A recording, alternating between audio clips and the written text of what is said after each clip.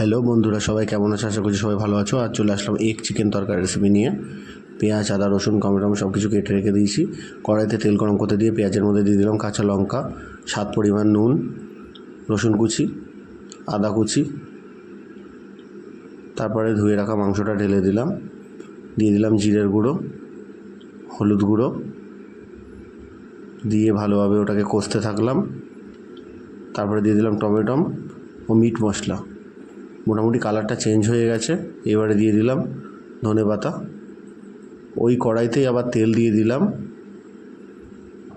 পেঁয়াজ কুচি, আদা কুচি, রসুন কুচি, টমেটো কুচি, কাঁচা লঙ্কা, একটা ডিম দিয়ে দিলাম। দিয়ে ওটাকে ভালোভাবে ফ্রাই করতে লাগলাম। স্বাদ পরিমাণে একটু নুন দিয়ে দিলাম। আগে থেকে সিদ্ধ করে রাখা তরকার ডালটা ওটাতে দিয়ে দিলাম। দিয়ে ভালোভাবে ওটাকে ফ্রাই করতে থাকলাম।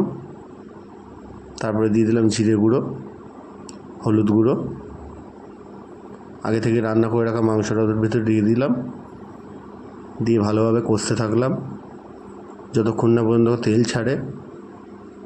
তারপরে দিয়ে দিলাম তড়কা মশলা, ভালোভাবে কষতে লাগলাম। তারপরে দিয়ে দিলাম ধনিয়া পাতা, একটু গরম মশলা। হয়ে গেল আজকে রাতের রেসিপি এগ চিকেন তড়কা। রুটি ও পেঁয়াজের সাথে বসে পড়লাম। কেমন লাগলো ভিডিওটা? লাইক, কমেন্ট, শেয়ার করে সবাই জানাবে কিন্তু।